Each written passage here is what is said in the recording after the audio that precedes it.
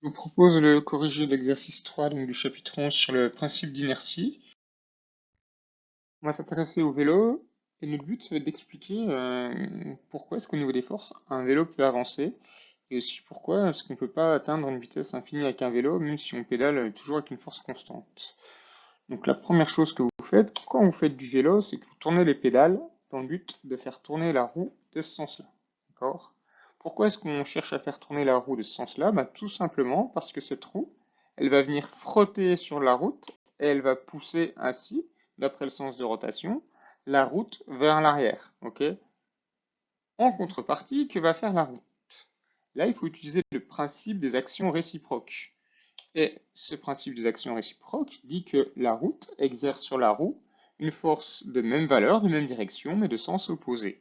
Donc que fait la route? Elle est tout simplement en train de pousser la roue vers l'avant, et c'est pour ça que le vélo avance. Ok? Et c'est bien une force de frottement qui est responsable de ça, parce qu'il faut imaginer que si la roue ne frotte pas sur la route, imaginez que vous avez de la glace au sol à la place de la route. Cette fois-ci, la roue va glisser et vous ne pourrez pas avancer. Petite remarque, il faut faire attention. Ici, on n'est pas dans le cas de deux actions qui se compensent. Pourtant, on dirait, ben, si on fait la somme des deux, ça fait bien un vecteur nul. Attention, cette force-là s'exerce sur le système route. Ok. Tandis que cette force ici s'exerce sur le système roue. Et évidemment, pour que deux forces se compensent, il faut qu'elles s'exercent sur le même système, ce qui n'est pas le cas ici. Bien. Ensuite, on va expliquer pourquoi est-ce qu'il faut quand même pédaler si on veut garder une vitesse constante de 20 km/h en utilisant le principe d'inertie.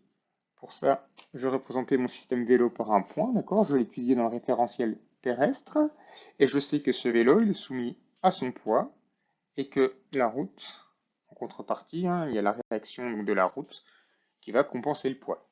Donc là, on est dans le cas où on a une somme vectorielle qui est nulle, hein. Si je mets mes deux flèches l'une au bout de l'autre, on obtient bien un vecteur nul, donc la résultante des forces est nulle. Donc a priori, on pourrait garder une vitesse constante sans pédaler. D'accord? Il suffit que je sois lancé à 20 km/h et je devrais garder ces 20 km/h. Sauf que il y a d'autres frottements qui vont intervenir. Et ouais, vous avez déjà senti, hein, quand vous faites du vélo, vous sentez bien l'air qui vous retient. Donc vous avez des frottements qui vont s'opposer à votre mouvement. Ok? Et si vous voulez conserver une vitesse constante, d'après le principe d'inertie, il faut que les forces se compensent. Donc vous devez vous arranger pour que la route vous fasse avancer avec cette force-là, c'est-à-dire qu'il faut que vous pédaliez pour obtenir cette force-là de la part de la route. Hop. Et pourquoi est-ce qu'à 40 km/h, bah, c'est beaucoup plus difficile d'y aller? Et ben, vous avez déjà senti quand vous faites du vélo, plus vous allez vite, plus vous sentez l'air qui frotte sur vous. Ça veut dire que la force de frottement, les forces de frottement, elles vont être beaucoup plus importantes. Et donc forcément, si vous voulez conserver une vitesse de 40 km/h, et ben, il va falloir pédaler beaucoup plus fort pour que la route vous rende cette force-là. D'accord? C'est pour ça que vous épuisez plus vite. Et puis c'est pour ça que vous êtes limité dans la vitesse, hein, bah, parce que plus vous allez vite, plus les frottements sont importants. Et il arrive un moment où on n'arrive plus à compenser ces frottements, donc on ne peut pas dépasser une certaine vitesse.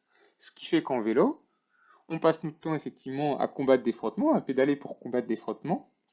Mais s'il n'y avait pas de frottement, on ne pourrait pas avancer, puisque s'il n'y avait pas de frottement, bah, notre roue, ici, elle ne pourrait pas accrocher sur la route, et donc nos vélos feraient du surplace, un peu comme un vélo d'appartement.